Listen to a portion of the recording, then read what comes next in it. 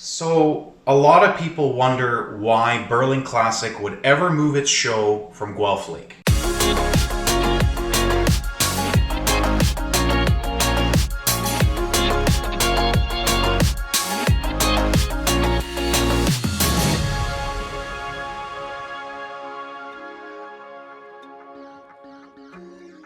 Ever since my first attendance of Berlin Klassik, all I wanted to do was win the coveted trophies, okay? You go to any car show, you want to win a trophy. Berlin Klassik has some pretty cool trophies, and it's a bigger show. It's well recognized as having some pretty cool cars and pretty tough categories, depending, right? That's always a moving target. The first time I went with my Jetta, denied. I always try to keep my cars as clean as possible when it's show day. That's something I've always been known for. Even in the Mazda days, I used to go to a Tim's meet and I would always have a clean car. I got made fun of for that because, well, why waste money on going to car wash and all those products and stuff all the time? Well, I did. The point is, I didn't even come close to doing well at Berlin Klassik.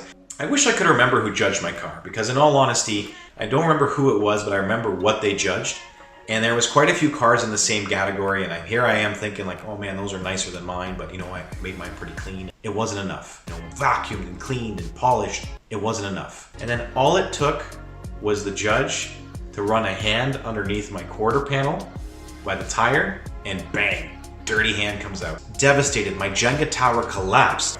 That was the first time anyone had ever done that to me, and I do that now when I'm judging cars because it takes no time to spend that extra effort to make sure the car is super clean in areas where, you know, a car wash won't touch. And that's why Berlin Klassik is more of that concours type of show where you may not have the most wild car out there, but cleanliness is definitely important. And there's a whole mix of points that go into that. That led to a continual type of improvement where I decided that the Jetta I had wasn't the car I wanted, even though I thought it was at the time. And I wanted something a little more niche so I could be a little more competitive and different, but I also wanted a car I could enjoy. And then bam, it was at 4, bam. Before I became a volunteer, all I ever wanted to do was just win a category, just be the best, you know, and that came to fruition because the hardware at Berlin Klassik is definitely worth competing for. Moving on to volunteering is a different type of enjoyment because you're helping people. I now tell people about my experience where I had a dirty Jetta. It wasn't enough. But here's how you can win. Here's what you've done great. Here's what you can improve. Here's how you can continue to enjoy and invest time and passion into your hobby. And that's what I truly enjoy on that side of things. As with everything, change is inevitable. And so Berlin Klassik, becoming the island tour, now has become the beach tour. Now moving to the Motorplex had its pros and cons. We're talking about a further distance for a lot of people, but now we're talking about literally a 2-minute drive from the location, which is now at a track, to a beach. The change and continual evolution of Berlin Klassik is part of what makes the show so amazing and why it's stuck around. Logistically, every year the show improves because there's feedback from the participants, there's feedback from volunteers. Evolution.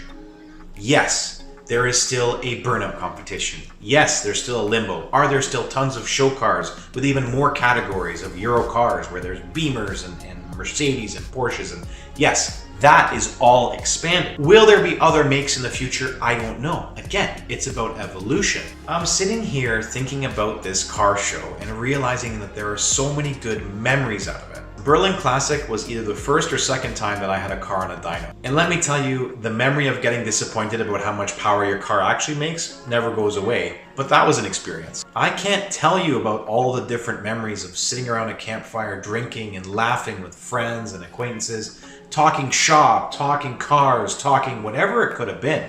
This is like a fire where you get a tan. Floating around the show and meeting people from all different walks of life and many different places that they all came from, talking about their cars, talking about themselves. The more I think about this, the more another memory pops into my head. The first year I was at the Island Tour competing with the Z4, which by comparison, it was pretty much stock to what it is now. I got second place, the car was immaculate, it was a super proud moment, it was my first trophy. So I'm at the stage where they're giving out prizes and throwing stuff out to the crowd, and the DJ asks this question about this thing that they're handing out, and it's a Fast. Now for those of you who don't know what a Fast is, this is a Fast. So when Volkswagen came out with the Mark V GTI, they did this marketing campaign where this little guy would sit in the back seat and encourage you to do pick up a delivery. Hello?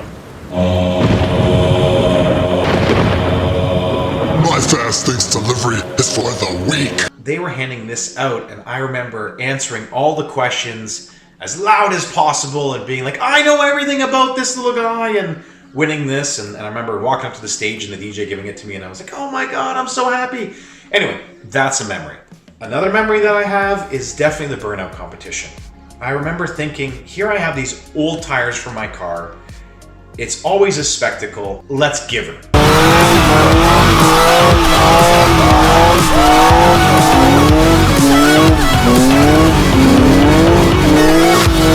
Another memory that I enjoy is the limbo.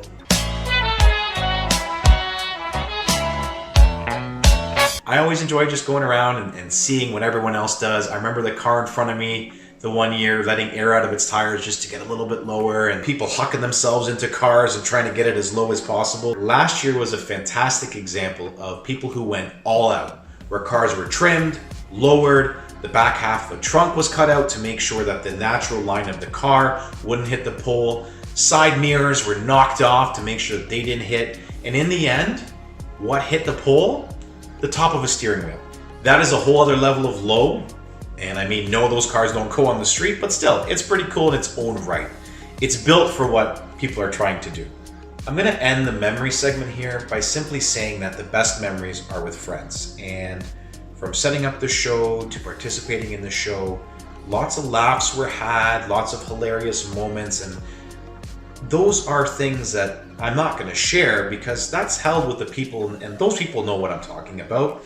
I mean, we can spew stuff all day long, and just don't put it in the comments because, you know, there's some stuff that you could blackmail me with. The 10th anniversary has just built on all the things of the previous years.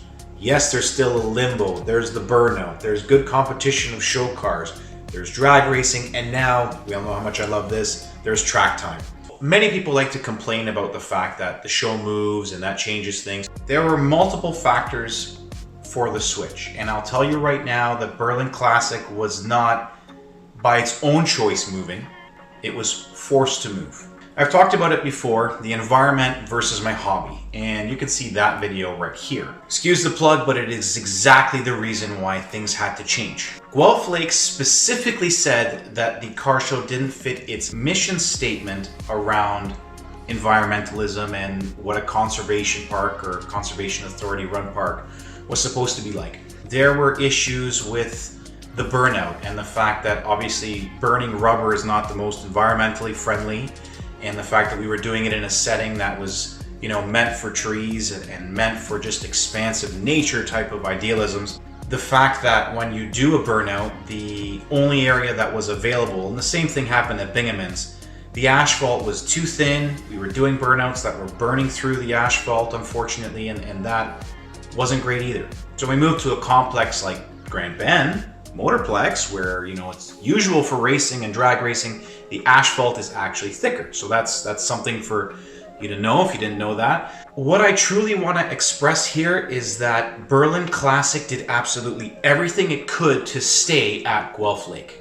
I was there for some of the meetings, the emails, the phone calls, and I want you to know that everything was done. Berlin Klassik works with local authorities. Yes, I mean police, I mean counselors, I mean people who live in the area. Berlin Klassik does absolutely everything it can to satisfy everyone. Unfortunately, outside of Berlin Klassik's control, certain rules are broken and certain rules are taken advantage of. Take your pick, public roads and how people drive on them, on noise, on rules for camping. It's always difficult when you bring as many people together as Berlin Klassik. That's part of the fun, but that's also what can potentially damage the fun that's being had. You really should consider what Berlin Klassik does and the evolution that continues. Literally everything is done to make sure that people can enjoy the show, both from a logistical perspective in terms of how it's run and improvement, and the location. So if you wanted to know, there's your reason.